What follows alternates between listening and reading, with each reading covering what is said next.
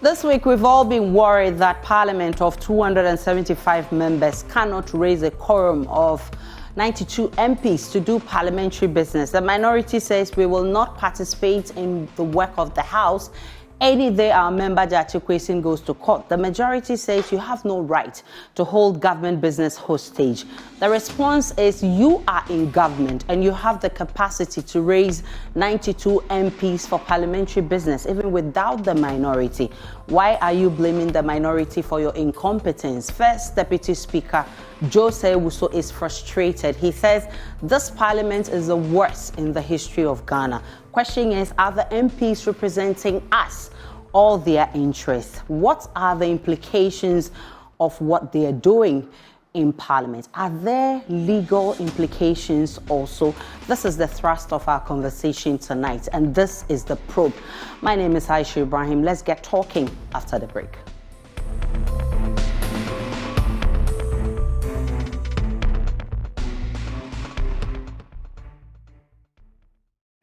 Welcome to The Probe, and this week you've seen that the activities of Parliament has come to a halt and everyone is just worried. We've seen a number of things going on in Parliament, but this is something that we've all been worried about. I've been joined in the studio by Umar Farouk Aliyu Mahama. He is MP for Yendi constituency. Good to see you. Good to see you, Honorable Aliyu Mahama. Also, I'll be joined virtually by Dr. Kojo Pumpuni Asante. He's Director of Advocacy and Policy Engagement with the CDD. And I've also been joined actually by James Agalga, who is ranking member of the Defense and Interior Committee and also a member of Parliament for Bolsa, who has joined us virtually. Dr. Rasheed Draman, who is Executive Director of Africa Center for Parliamentary Affairs, would also join us for this conversation. Definitely, let me start from you, Farouk. The minority says, you are in government. The people voted for you to come and serve them. So you have a lot of things to do in Parliament. Why are you now blaming the minority for not doing your job? In fact, last week, your members were also not in Parliament. They were found with the Vice President campaigning. So why the blame game? Thank you very much. Good evening to your listeners and good evening to the good people of Yendi, especially the Ndanyana, the Overlord of Dabo. Thank you very much for giving me such a good opportunity to also have that to our discussion with you. First of all, members of Parliament were elected to represent the people and to also spearhead the developmental agendas and certain critical bills for government. And before we swore in as members of Parliament of the 8th Parliament, we all saw what happened, the drama in the chamber emanating from the NDC, because the issue about Jason Kwesin's entrance and the issue of the court's issues that were served to him was something that was of confusion, and at the end of the day, we tried to resolve that and made sure that we made cool heads to prevail. So therefore, we, the members of Parliament from the New Patriotic side, have 138 plus the independent. So therefore, we have the majority in Parliament. And we believe that by the situation as we find ourselves as parliamentarians, is what God had given to the 8th Parliament, and for us to try and cooperate with one another. But what is happening of late, I first of all want to state that MPs were not busy campaigning with the Vice President. We saw a few of them there. Yes, you said a few of them. And I can tell you that... But your chief whip said that there was none campaigning. But then our cameras caught a number of them campaigning for the Vice President. The sitting times in Parliament differs. I mean, we normally sit on Tuesdays up to Fridays. Yeah. And the Vice President's campaign was more or less during the weekends. And no, within the week, we also covered live when he was in... which region? Was it in OT region? He was in one of the regions. OT region? I know he was in Ashanti region. Then Alan is the one who was in OT region to wrap up his campaign. So it was within the week. Yeah, but it's unfortunate for it to be like MPs have abandoned their responsibility and are busily campaigning for the Vice President. We all come to Parliament, and before we came back about 2 weeks ago, it was a strategy the NDC people came up by saying that they wanted to hold us to ransom. And I think that it is something that is very unfortunate because we were all voted for to represent our people. And if we were really voted for by the people, and we're supposed to look at the Ghanaian as a republic as a whole, we shouldn't use individual like party lines for it to be a situation that we say we are doing for. We are all working for the expectation of Ghanaians. So I believe that using just inclusion as a basis to hold us for ransom and saying that they will not come to Parliament. Yes, we have more than 136 and we have the majority. And we've been always attending meetings in the plenary and all that. But it's unfortunate. I think last week we had some of the MPs, if you care to know, ministers of state and some are deputy ministers. And also some of us are chairman. For instance, I'm a chairman of the gender committee. We had certain committee sittings. So if you observe, last week before the week ended, the NPP leadership led by our chairman and the chief whip made sure that we abandon the committee work to make sure, because the NDC is trying to use this as a yardstick. But you have 137 members in Parliament, plus the independent candidate who always sits with you. Yes. So you can easily raise 92 MPs to do business. Yes, but we've not complained. It's the NDC that is saying that we don't have the quorum. And we have it's your chief whip who complained that the NDC is holding everyone to ransom. Of course, because they've abandoned... Deputy Speaker, who is a member of the NPP, has also been frustrated. Yes, frustrated because we find ourselves in a situation that we think cohesion and collaboration should be the yardstick. If you look at the fifth parliament, it's the same situation we find ourselves. The NPP was in opposition and the NDC was in government. And Adamu Sakande's case is the same scenario we find ourselves as we speak.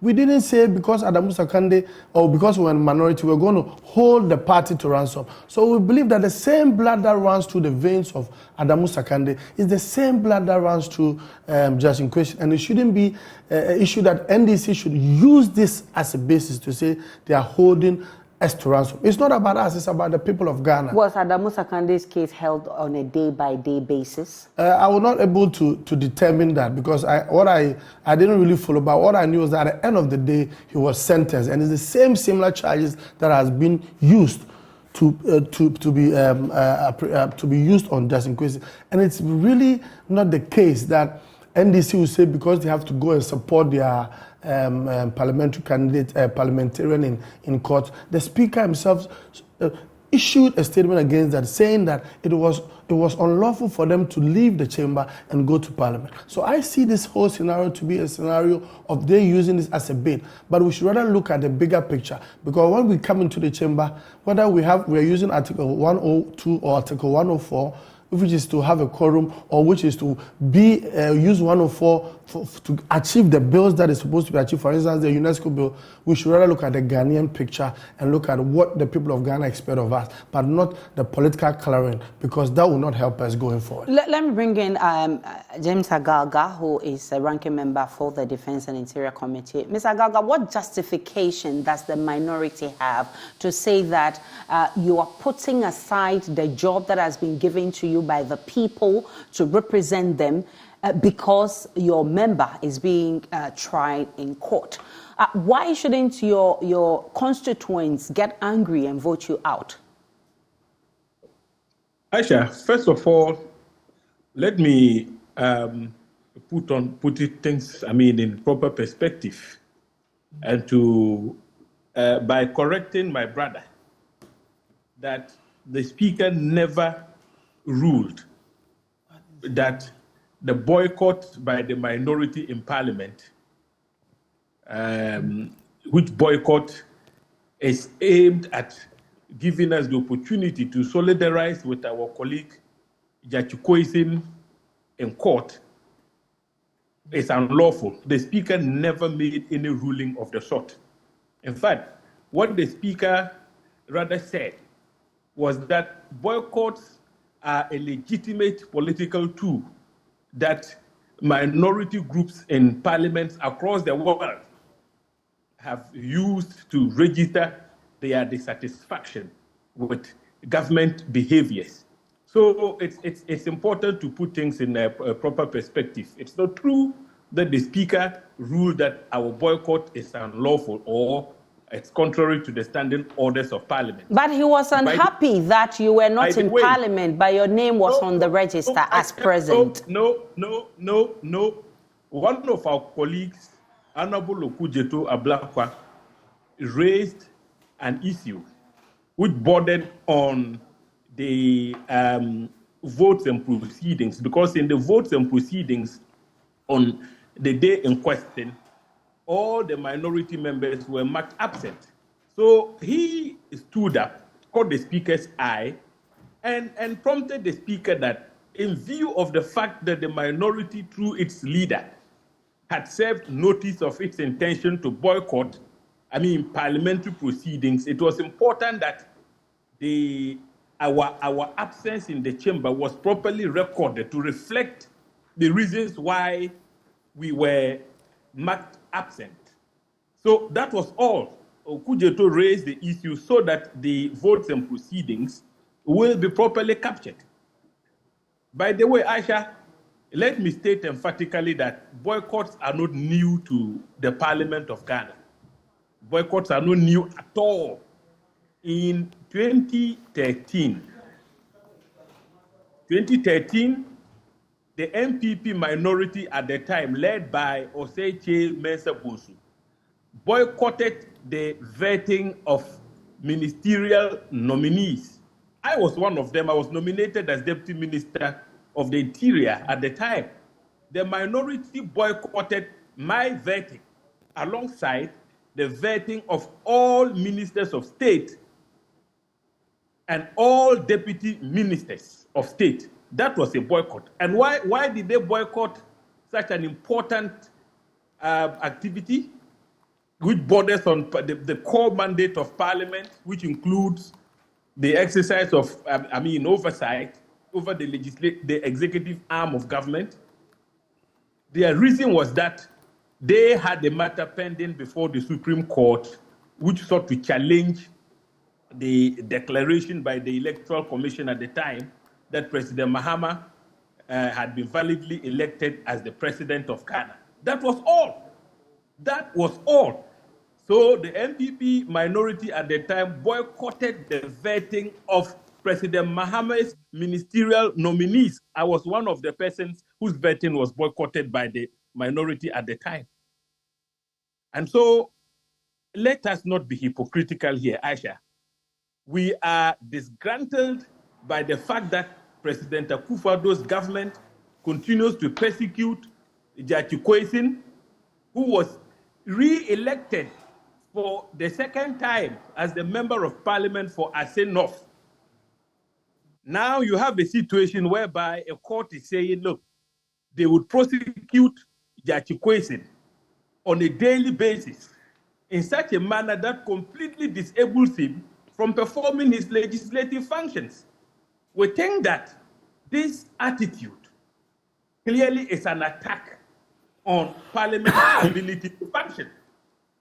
And so we decided that, look, if that is the case, if that is what the executive arm of government wants to do, we, the minority, will solidarize with our colleague before the law courts. But Mr. Agalga, you are aware that there's separation of powers. There's the judiciary, there's the executive, and there's the legislature. Why should you punish the executive for a decision made by the judiciary? Nobody is saying we are punishing the executive. We are not punishing the executive. In any case, when my brother had the opportunity to make his preliminary remarks, he indicated that they have a majority in Parliament. That is, if you add the independent member to their numbers, you have the majority group.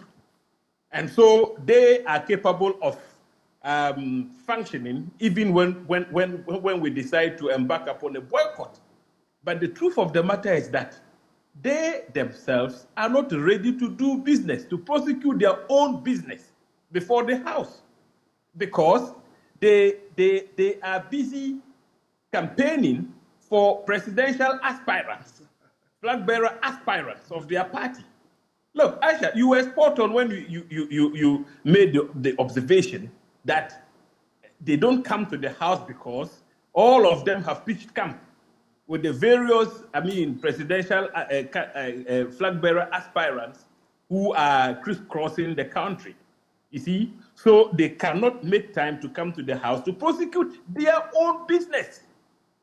And so we I am saying have a legitimate reason why we have decided to deploy a democratic, accepted tool for expressing our dissatisfaction at the behavior of the executive branch of government and even the judiciary. In the event, Mr. Galga, that the majority is able to garner 92 MPs to do business for the House, are you not doing your constituents a disservice for not participating in some of the bills that will be passed or some of the agreements that will be passed in your absence?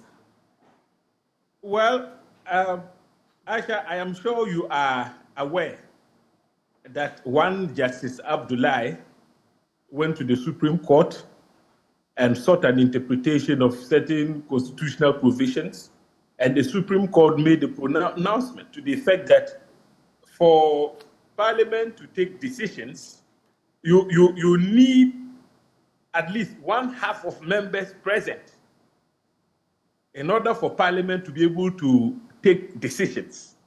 Now, when you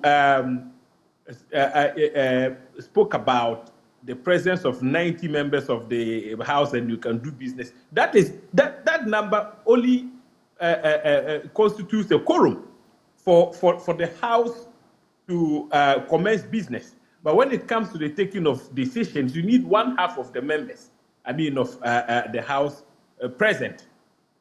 The issue is simple.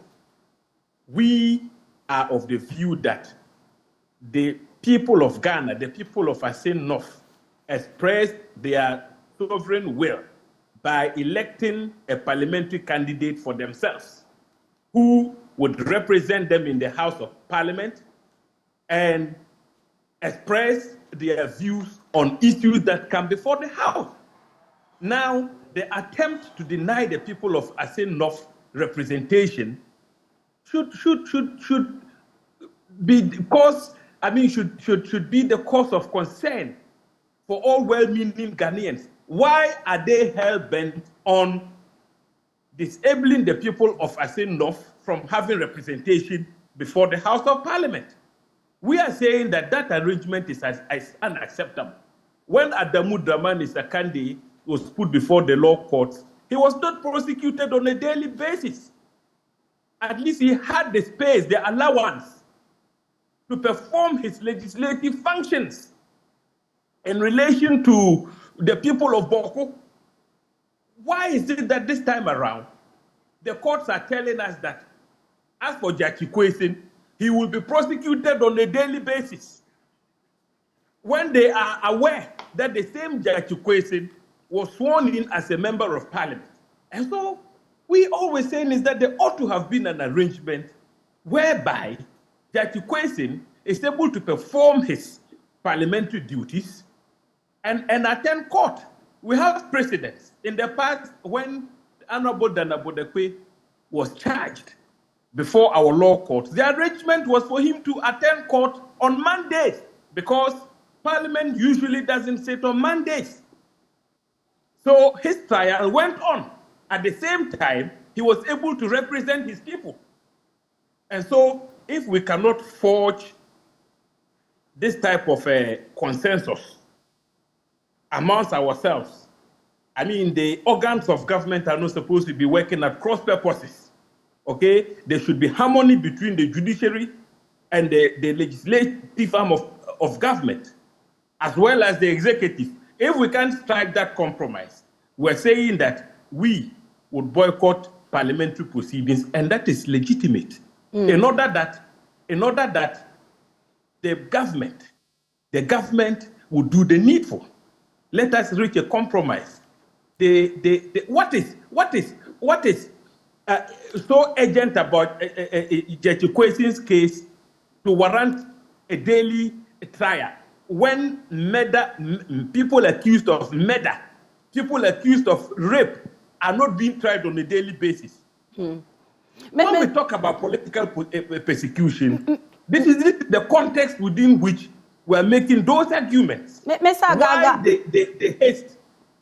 why the haste? I'm sure you are aware that the question is above the law. He's a citizen of this country. if there are suspicions that he's fallen foul of the law, yes, he can be prosecuted. But at least we must be mindful of the fact that he also has some parliamentary duties. He owes a section of Ghanaians a certain duty, which duty finds expression in our constitution. So where decisions are taken which would disable him from performing his constitutional mandate, we have cause to worry. I'm sure And you we are shall aware. continue to I'm protest sure and you defend are his aware stand. that you may lose your seats if you absent yourself for 15 sitting days. I'll bring you back to that conversation, but let me introduce Dr. Rasheed Draman, who is the Executive Director of the Africa Center for Parliamentary Affairs. You do a lot of work on Parliament, and of course, this 8th Parliament has been an interesting one. We've seen the exchange of blows. We've seen so many other things in Parliament. Just when we thought it was getting better, now this. Let me first gauge your mood on what has happened over the period, especially as we're learning that parliamentary business is suffering to the extent that the first deputy speaker is frustrated. Yes, Aisha, thank you very much for having me. I think one of the problems of the 8th Parliament, I think, is what we are witnessing right now, that our honorable members from both sides are talking past each other, rather than sit down and forge what has been a key ingredient that has eluded this parliament, that is consensus. Ghanaians imposed a democratic inconvenience on the 8th Parliament because over the years, both parties are used to having different sizes in terms of majorities.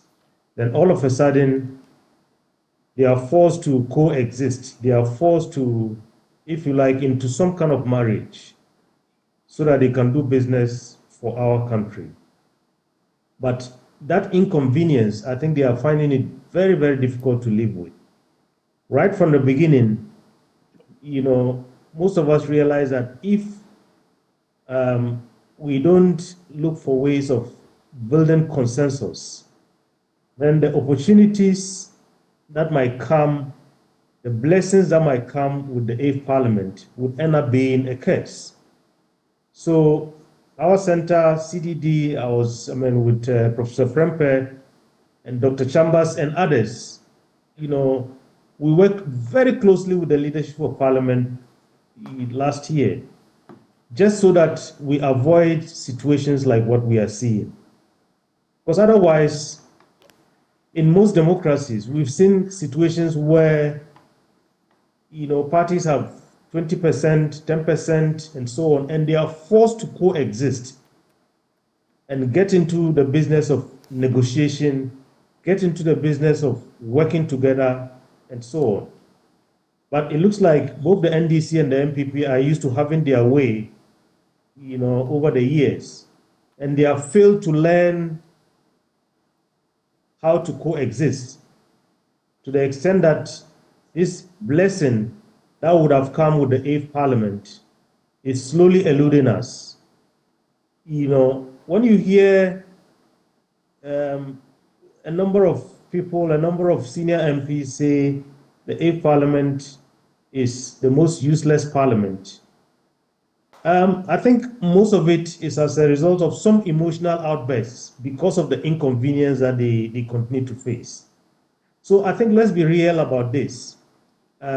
True, the 8th Parliament hasn't lived up to what most of us were hoping for, simply because I think they have refused, in most cases, to sit down and work out some arrangements. For instance, this issue of the honorable member for Asin North, I don't think that the leadership of Parliament would achieve very much from the press conferences that we hear from the majority side, from the minority side, and so on.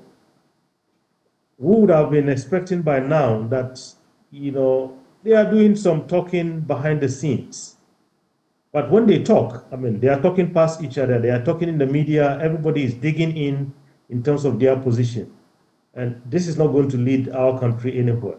So, Aisha, these are my preliminary comments. Dr. Kojo-Pumpuni Asante, we've heard the First Deputy Speaker, Jose Usu, lamenting over how Parliament has been, especially this week, and how government business has stalled.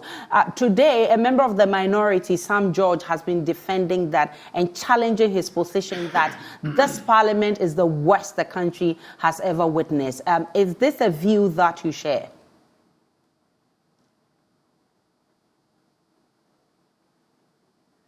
Can you unmute for me, Doc? Yeah, good evening. Yeah. Yes. Yeah, good evening to the viewers and then to the panelists. I want to start by taking you back to 2021 when we did our post-election survey, and we asked questions about the hung parliament.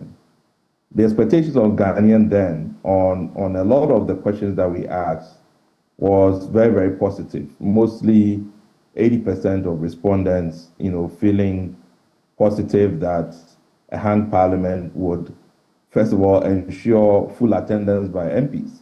So Ghanaians believe that with the hung parliament, we'll be getting full, attendance of parliament, that it will keep the executive in check, that it would aid the scrutiny of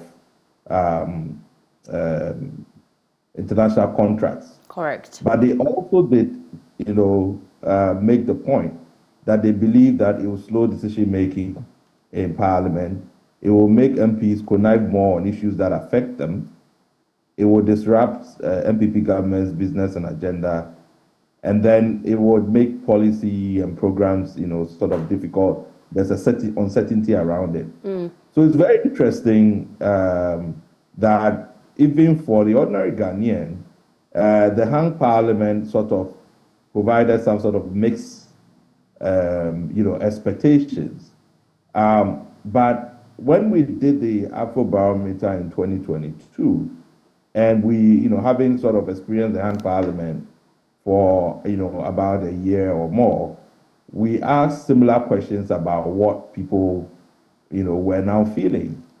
And you couldn't get the 80 majorities, but, less than half believed that it was effective in scrutinizing government spending.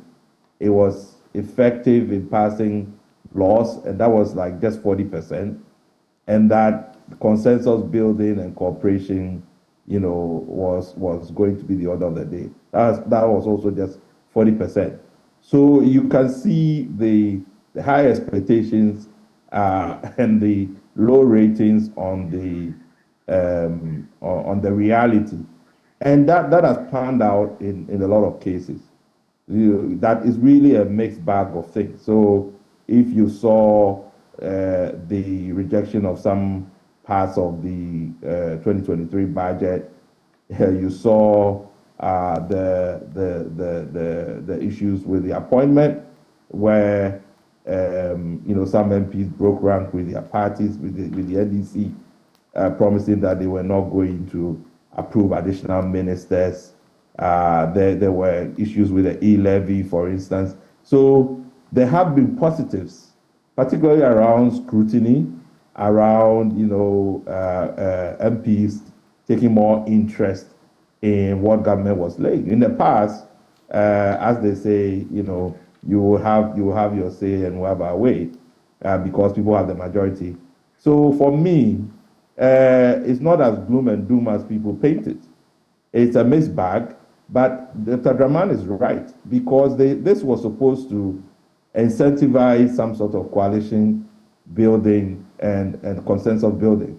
Rather, the two parties are behaving like they have dominant majorities, which is what they have had so over the years, and completely unwilling, to work together.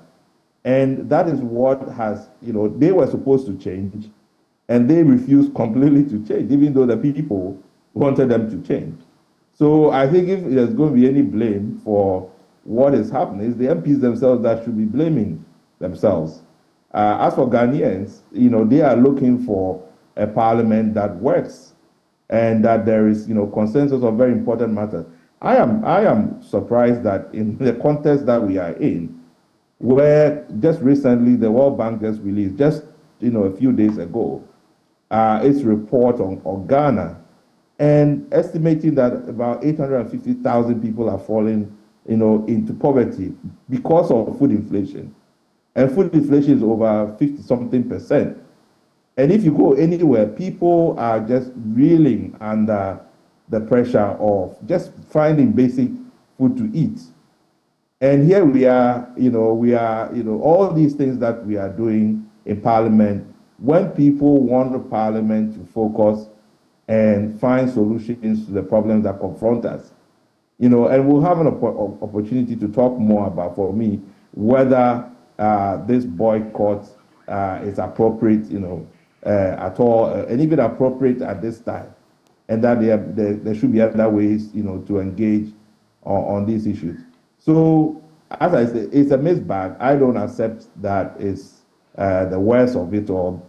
If there's anything that is negative, it's because MPs have just refused, to respond to the opportunity given to them to build a parliament that is more focused on consensus building. There certainly are implications for this, which I'll be coming back to you for. But let me ask you, Farouk, how does your side intend to deal with this whole thing? Your chief whip this week was frustrated as well, and he was unhappy that his own members, some of them whom he had defended earlier, were seen at the campaign scene of the vice president. How do you intend to deal with all of this? Remember, you suffer the bigger consequence because you are in government.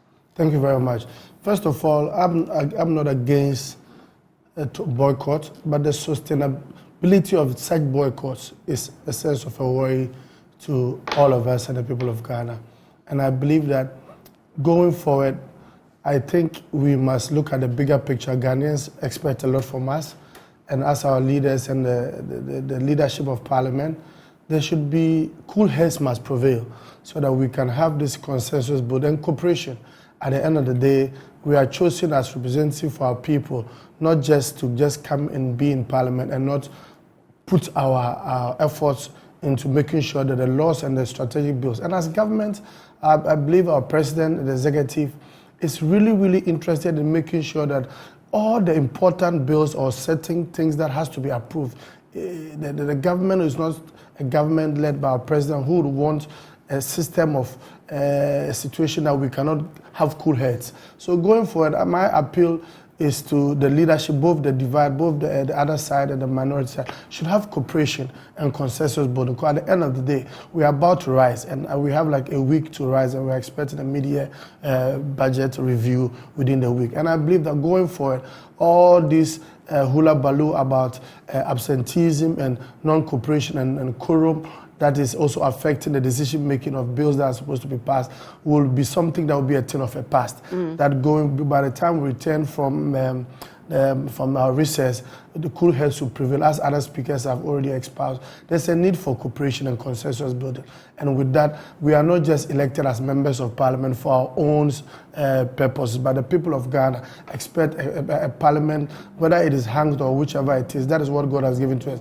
But the onus lies on us and our leaders to cooperate, and there should be cooperation. And I believe that the NDC and NPP would definitely work something out to make sure that Ghanaians will then understand that we are really into to send a signal to the people that it's about the country and the people of Ghana, not just our political coloring that we have. Your colleagues on the other side are making a demand, and they keep making and insisting on this demand because definitely they know that probably the executive can do something about it. They don't want their member of parliament to be tried on a day-to-day basis. Is this something the majority can work at to get this resolved so you can have your colleagues back in parliament? First of all, my senior brother, Agaga, is a senior lawyer. He understands the legal system of this country.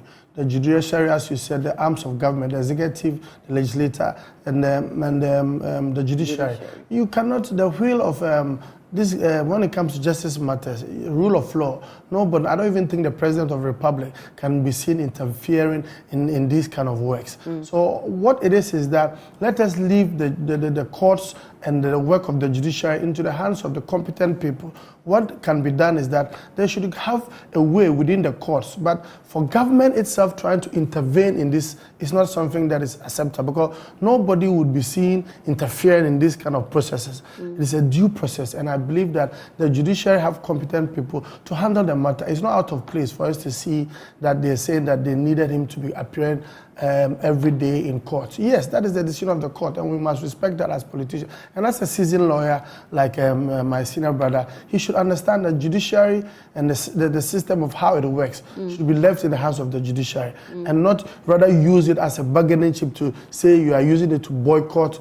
And if you do that, we are sending a signal that we are really prioritizing the justice question over the expectations of Ghanaians, and we must collaborate to be seen, as the senior Dr. Apawu and my senior brother Dr. Rasheed said, there should be some consensus building. Obviously, God gave us this 8th Parliament. We cannot run away from that. It's a test case. Cooperation is important. Leadership must come together, and we members of Parliament must look at the Ghana first and the Ghanaian populace, and the expectation is that we must carry ourselves well and perform our duties as members of Parliament. Dr. Draman,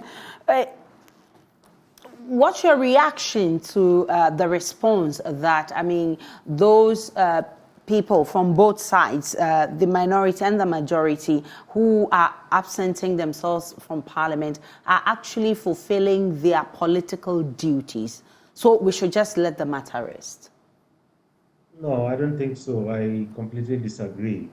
I think on your platform and on other platforms, right from the beginning, when the NDC decided to embark on this strategy and boycott Parliament, I think I had indicated that this was not sustainable, because they were mixing what was a personal legal kind of battle of an MP with their legislative representational role as MPs. They could, for instance, maybe deploy the strategy of maybe getting some of their senior members to accompany the honorable member to court, and then also maybe get their base, mobilize from the party headquarters to go and do this, so that they stay in the house and do the business of this country. Because, like you rightly noted earlier, if for any reason the MPP is able to mobilize the simple majority that is needed to make decisions, a number of Ghanaians are going to be shortchanged, because decisions will be taken without the needed scrutiny, without the needed oversight, because we know in parliaments that oversight is a business of all members of Parliament. But the reality is that most of the time, oversight is the business of the minority. So if the minority is absent and some key decisions are taken without my MP representing my interest, without Honorable Agalga representing the interests of the people that he represents, then I think the people would have the right to complain that their MP has abdicated his responsibilities and his duties. Now let's look at the issue of the other side, the majority side, because NDC has clearly come out to tell Ghanaians we are boycotting Parliament. So if they are not in the House, we understand. But for me, my biggest worry is the majority side. Where are the MPs? When you bring your cameras into the House, I think we see their side empty. And they should be there and be complaining that the other side is not there. But most of the time, we don't see them. And then their chief whip is on TV talking about absenteeism of the other side. And I don't know what kind of questions that the media is asking the NPP side. They have to account for their members. So I think the issue of absenteeism cuts, across. And I have said that, look, I think this issue is, not an issue of today. Since the 4th, 5th Parliament, 6th Parliament, 7th Parliament, we've had this over and over, speaker after speaker. We have the provision that you referenced, Order 16, about the 15 absent days, then you lose your seat. We know that realistically, this is never going to happen in this country. We've seen what happened recently, the 3 members that were taken to the Privileges Committee. Yeah. Did you hear anything again? So what some of us are saying is, look, in the Scandinavian countries and other democracies, what they have done is that they say, we know we cannot look in the eyes of our own members and say we are expelling you from the House. We take a much more pragmatic approach. You absent yourself, you lose your allowances. You absent yourself, you lose certain benefits. I think that might be the way to go. Unfortunately, we don't have that in our standing orders. So we are going to have to live with this frustration of absenteeism for some time to come. But Aisha, let me touch very briefly on the scorecard of this parliament. Those who, for instance, look at the parliament and measure it by the number of bills that this parliament has passed, definitely will be disappointed, because that number is lower than most other parliaments that we have had. But that's not the concern of Ghanaians. We are not looking for bills. We are not looking for new laws. I think we have enough laws in this country to regulate our business as a country. What Ghanaians are looking for is proper oversight and accountability. Levels of corruption that we continue to live with government after government. That is what Ghanaians are looking for, and that is where our parliament, I think, is being called upon to show some leadership. So if you measure this parliament by the number of bills that have been passed, certainly you will be quite disappointed. But if you start looking at oversight, I believe in this 8th parliament, we've seen certain things that we've never seen in previous parliaments. For instance, I've been following this, our parliament since the 2nd parliament.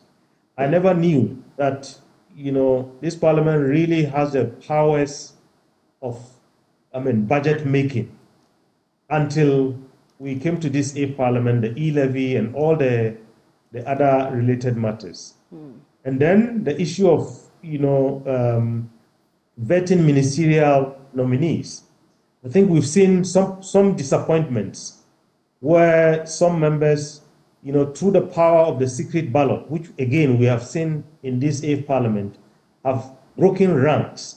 Either during the election of the Right Honorable Speaker, or some of the other ministerial nominations and appointments that we have seen. And then finally, Aisha, I think this parliament has done something that no other parliament in our republic, at least for the last 23 years, has done. Which is? The new standing orders that are about to come into effect, which are resetting the power relationships that we have in parliament, where leadership of committees are going to be divided, and even some key committees given to opposition parties, where committees are going to be open to the public. Beyond the Public Accounts Committee and the Appointments Committee.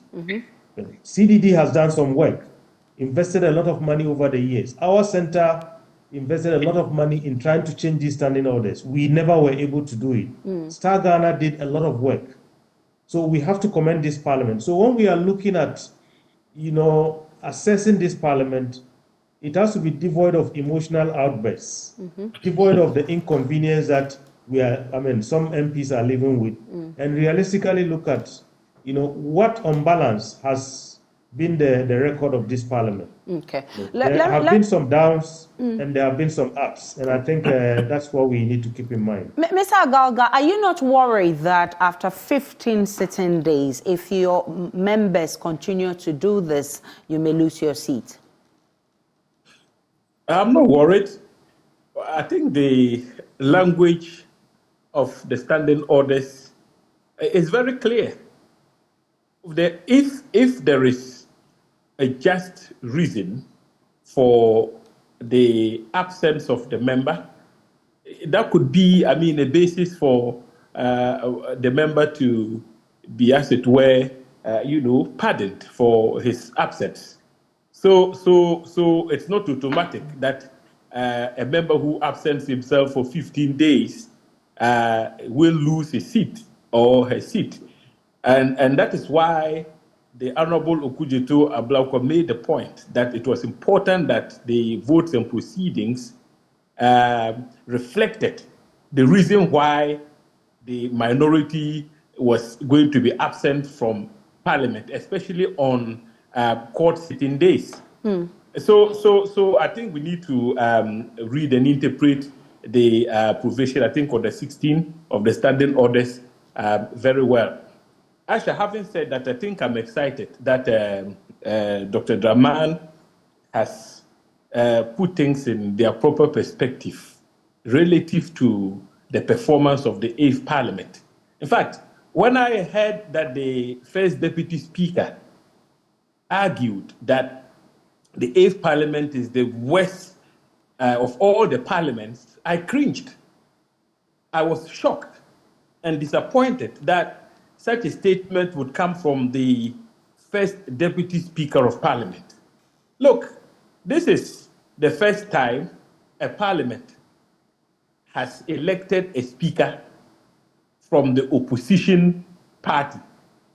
It is the first, and this parliament takes credit for achieving such a huge, success. Now, I am not trying to suggest that the Speaker of Parliament must participate in the debate and exercise his discretion in a manner that advances the cause of the opposition party. But like it or not, the mere presence of a speaker who comes from the opposition, the mere fact, the fact of it, enhances Parliament's oversight mandate. That is a fact. And so, for the first Deputy Speaker to have made those comments, seriously speaking, I was disappointed. Aisha, look, let me make one point, and it has to do with what my brother, Honorable Farouk, the member for Yendi, said with regards to how independent the judiciary arm of government is, and when it sets out to work, we must respect their decisions. Aisha, we are all aware that in Judge Kwesi's case, the court did not, on its own motion, take the decision to try Judge Kwesi on a daily basis. But the court clarified that last week and said the president had no business with their decision.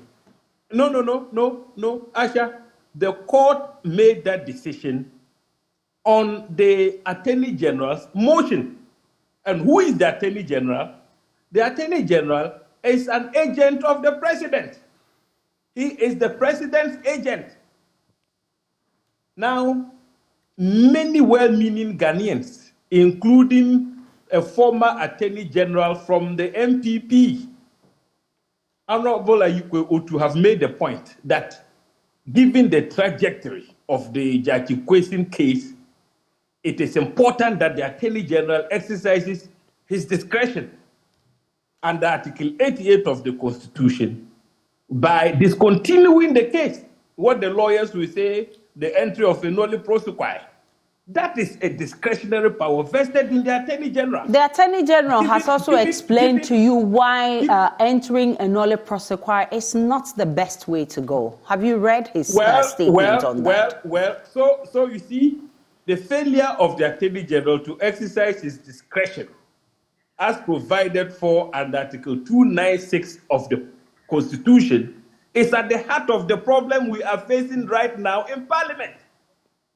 He doesn't want to exercise his discretion in a manner that would unite us.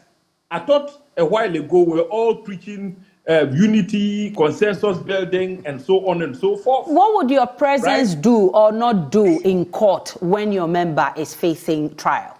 No. It's an act of solidarity. If you say one member from the opposition should not perform his legislative role, when we all know that courts, and the legislative, the arm of government, must always work in tandem and in harmony to ensure that government machinery does not grind to a halt, then we would also proceed to the court to solidarize with our colleague. It means that right from the word go, this government is not interested in consensus building. We are not saying don't try him. You can try him.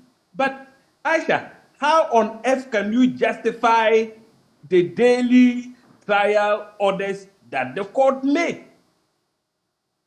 What do we stand to achieve by trying him on a daily basis when we are aware that not until the man is proven guilty, he must be respected as someone who is innocent in line with the rules of fair trial. He must be allowed to discharge his constitutional mandate to his constituents until he's convicted. But if the orders are that on a daily basis, Judge Kwesi should be in court, are we not simply saying that, look, the legislative arm of government shouldn't function? You see, that is the logic behind our boycott. And I'm sure, like Dr. Draman posited, the minority group ought to be in parliament to perform its oversight role. We know the majority side, naturally, I mean, it's not their place to perform the kind of oversight that is envisaged under the Constitution. And so the mantle falls squarely, I mean, at the doorsteps of the minority group. But they should not frustrate us in our quest to exercise that function. So this is something that case, this is something that you intend to do as long as your member is being tried on a day-to-day basis, right? Absolutely, we have served notice to that effect. Let me bring in Dr. Kojo Pumpuni Asante. Are you worried that this could become the norm of the day, especially as we get into elections next year? I think we have to be very, very careful, when we sometimes use our political tools in Parliament, because really we are getting into the realms of, preserving and promoting the rule of law. And, when Honorable Agalga makes the point about discretion, the Constitution is very, very clear in 296 that you cannot use discretion in a capricious, arbitrary way. You have a duty to be fair and candid. So, yes, Mr. Kwesi is a member of Parliament and he has constitutional duties to perform. But just like any other guardian, he has rights. Other people have rights. Other people are tried before the courts every time.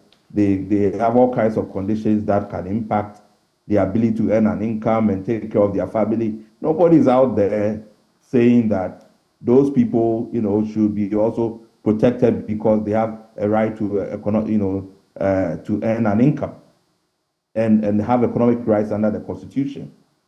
You see, when we begin to, create these privileges and justify it on the basis that, this is a special class of people and they should be protected, then I become worried, because then when there's you cannot extend that principle.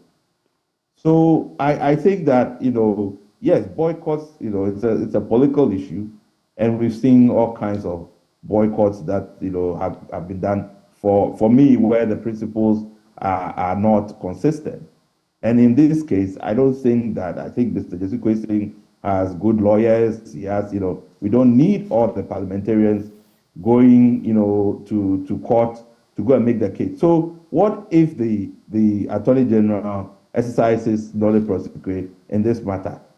How are we going to justify that because he's had pressure from a political group? And is that how we are going to be exercising nolle prosequi, for political actors? It sends a really bad message. And as we are doing this, we are having, is it Tuesday, when the Minister for Finance is coming to present the budget, first time after this IMF program has been approved, parliamentarians have to be focused, 100% focused. to be able to interrogate what is being presented, because it has serious implications for Ghanaians. So if the opposition, that as Dr. Draman said, we are entrusting to keep an eye, on what is being brought to Parliament for all of us, so that we make sure that, the interests of Ghanaians are protected, not in Parliament, not focused, not preparing for the budget to be read and the interrogation, and in a very, very short period in any way. And that also has to change. So for me, just the legal principle of it, I find it very, very difficult, to support what the NDC is doing. I understand that, yes, this is an important issue for them, but to exercise this tool for this purpose, I think is inconsistent with some of their own aspirations that they espouse as an opposition in Parliament. Right. Let me bring in Farouk briefly. We're running out of time. Your colleagues on the other side are quite stubborn. They say that your Attorney General, who is an agent of the President or government, has what it takes to internally prosecute to end this case, and also step in to, even if the man will be tried, it shouldn't be on a daily basis. Is this something majority, your side, want to do to actually speak to the Attorney General, appeal to him to do this for the minority? First of all, my learned senior brother ran out of time, so knows that make it brief. The powers that lies in this motion or whatever has to be squashed. It doesn't lie in the hands of government. It lies in the hands of the justices. And also, NDC the majority has taken us for ransom. And the success story is not about having an opposition speaker, but making sure that we collaborate to enhance the effectiveness of the 8th Parliament, and also to entreat Ghanaians to vote for the New Patriotic Party and their parliamentarians, so that going forward there won't be this experience of hung Parliament.